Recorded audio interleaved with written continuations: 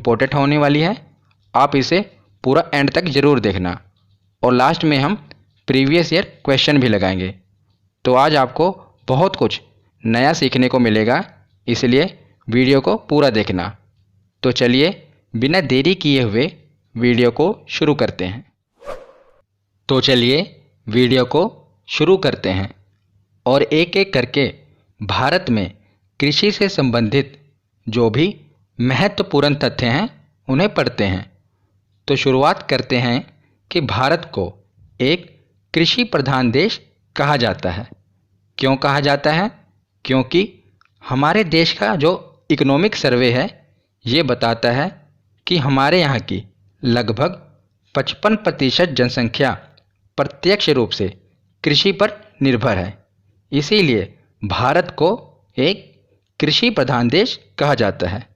और अगर हम बात करें डाटा की, तो 1951 में कृषि की जो भागीदारी थी ये जीडीपी में थी लगभग 52%।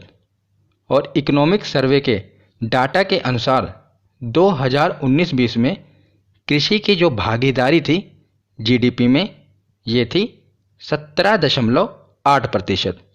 और लेटेस्ट डाटा के अनुसार 2020-21 में जो कृषि की भागीदारी है ये है लगभग 19.9%।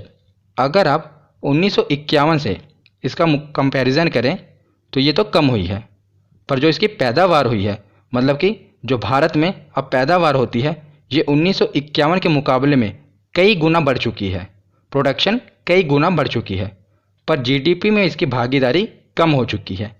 इसका कारण ये है कि जो बाकी के क्षेत्र हैं उनकी भागीदारी पहले के मुकाबले कई गुना बढ़ चुकी है, इसलिए जो कृषि की भागीदारी है ये कम हो गई है। इसे आप ऐसे समझिए कि जो भारत की राष्ट्रीय आय है यानी कि नेशनल इनकम, इसमें 3 क्षेत्रों का आकलन किया जाता है। पहला है प्राथमिक क्षेत्र, जिसमें कृषि से संबंधित सभी चीज़ों का आकलन किया जाता है। दूसरा है द्वितीय क्षेत्र, जिसमें उद्योग यानी कि कंपनी हो गई, फैक्ट्री हो गई, उनको इसमें जोड़ा जाता है। और तृतीय क्षेत्र में यानी कि टेरिशरी सेक्टर में सर्विस सेक्टर होता है ये, यानी कि सेवा से संबंधित जो चीज़ें होती हैं उनका आकलन तृतीय क्षेत्र में किया जाता है। जैसे डॉक्टर हो गए वो आपको सर्विस प्रोवाइड करते हैं, वकील हो गए वो आपको सर्विस प्रोवाइड करते हैं, तो इनका आकलन तृतीय क्षेत्र में किया जाता है। तो आज़ादी के बाद से ही जो ये सेकेंडरी सेक्टर है और टेरिशरी सेक्टर यानी कि द्वितीय क्षेत्र और तृतीय क्षेत्र का योगदान हमारी जीडीपी में कृषि के मुकाबले कई गुना बढ़ गया, जिस कारण आज हम देख रहे हैं कि जो कृषि का योगदान है ये लगभग है 19%। और जो द्वितीय क्षेत्र है इसका योगदान कितना है, तो लगभग 26%। और तृतीय क्षेत्र यानी कि जो सर्विस सेक्टर है इसका योगदान भारत की जीडीपी में सबसे ज़्यादा है। कितना? 55%। अगर ये प्रश्न पूछा जाए कि भारत की जीडीपी में सबसे ज़्यादा योगदान किस क्षेत्र का है, तो ये है तृतीय क्षेत्र का। तो मैंने जीडीपी एनएनपी पर जो वीडियो है बनाई हुई है, अगर आपने वो वीडियो नहीं देखी तो मैं आई बटन में उसका लिंक दे दूंगा। मैंने वहाँ पर डिटेल में एग्जाम्पल के साथ आपको समझाया है कि नेशनल इनकम क्या होती है, जीडीपी कैसे कैलकुलेट होती है, एनएनपी कैसे कैलकुलेट होती है। आप उस वीडियो को ज़रूर देख लेना। तो आगे देखते हैं, जो भारत में कृषि है 55% कृषि क्षेत्र भारत में मानसून पर निर्भर है और लगभग 45% क्षेत्र सिंचित है। सिंचित क्या मतलब होता है कि जहाँ पर वर्षा ना होने पर भी पानी की उपलब्धता हो उसे सिंचित कहते हैं। अगर वर्षा ना हो तब भी वहाँ सिंचाई की व्यवस्था हो उसे सिंचित क्षेत्र कहते हैं। पर जो भारत में लगभग 55% कृषि क्षेत्र है ये मानसून पर निर्भर है, यानी कि वहाँ का किसान बारिश पर निर्भर है। इसीलिए आप देखते हैं कि कई बार क्या होता है, काफ़ी बारिश हो जाती है तब भी किसानों की फसल बर्बाद हो जाती है, और बारिश ना हो सूखा पड़ जाए तब भी किसानों की फसल बर्बाद हो जाती है। यानी उनको दोहरी मार झेलनी पड़ती है क्योंकि वो मानसून पर निर्भर हैं। इसीलिए भारतीय कृषि को मानसून का जुआ भी कहते हैं, क्योंकि यहाँ का जो किसान है अधिकतर किसान मानसून पर निर्भर हैं, बारिश पर। इसीलिए तो आगे देखते हैं कि भारतीय किसान 60 से 65% खाद्यान्न फसलें उगाता है और 35 से 40% वाणिज्यिक फसलें उगाता है। वाणिज्यिक फसलें यानी कि कमर्शियल क्रॉप, जिनको मार्केट में बेचकर मुनाफा कमाया जाता है। और खाद्यान्न फसलें यानी कि खाने पीने वाली वस्तुएं, जैसे कि गेहूँ, चावल, ये सब खाद्यान्न फसलें हैं। और वाणिज्यिक फसलें जैसे कि कपास, जिसका धागा बनेगा और उसका कपड़ा बनेगा, जूट, तो ये सब क्या हैं? ये वाणिज्यिक फसलें हैं जिनको बेचकर किसान मुनाफा कमाता है। पर भारतीय किसान ये लगभग 35 से 40% ही वाणिज्यिक फसलें उगाता है और वो ज़्यादातर 60 से 65% खाद्यान्न फसलें उगाता है। क्यों?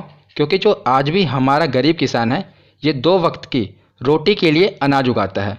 और वो फसलें इसलिए नहीं उगाता कि उनको बेचकर मुनाफा कमाए, बल्कि अपने परिवार के 1 साल भर के लिए भरण पोषण के लिए खेती करता है।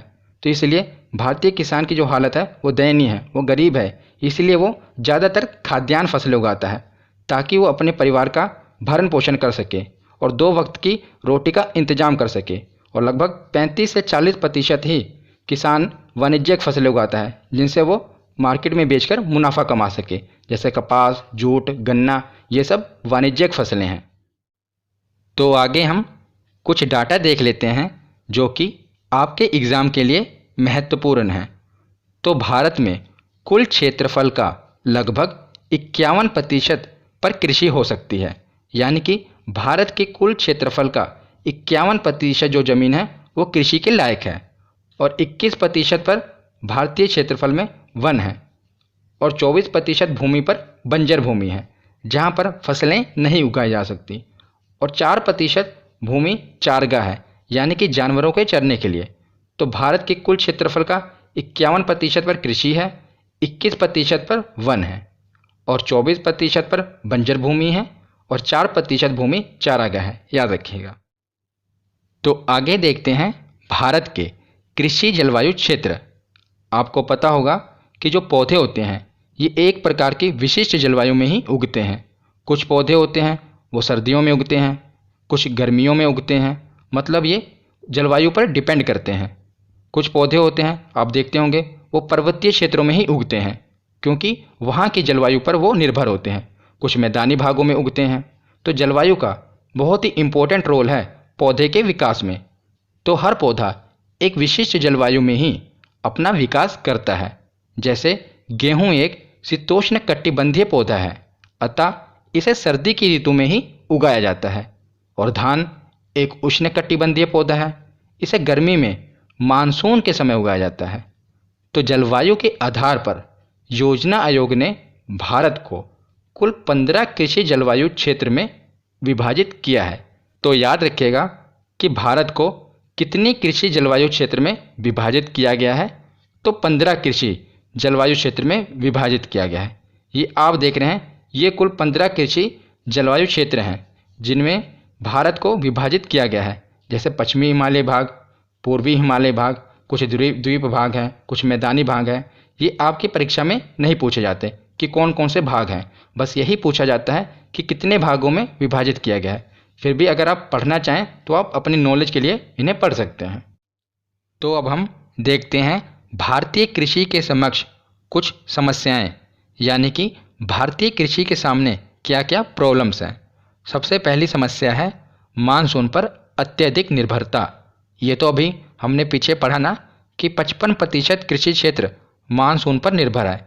जब इतना बड़ा क्षेत्र मानसून पर निर्भर है तो इसीलिए भारतीय कृषि को मानसून का जुआ कहा गया है, क्योंकि जो यहाँ का किसान है ये ज़्यादातर बारिश पर डिपेंड है। और क्या होता है, कई बार हमारे भारत में अत्यधिक वर्षा हो जाती है जिस कारण जो हमारे किसान हैं उनकी फसलें बर्बाद हो जाती है। और कई बार क्या होता है, जितनी बारिश होनी चाहिए उतनी भी बारिश नहीं होती, जिस कारण अकाल जैसी यानी कि सूखे जैसी हालत हो जाती है। इसीलिए भारतीय किसान की जो हालत है ये काफ़ी दयनीय है, क्योंकि जो अभी भी हम जो हमारी कृषि है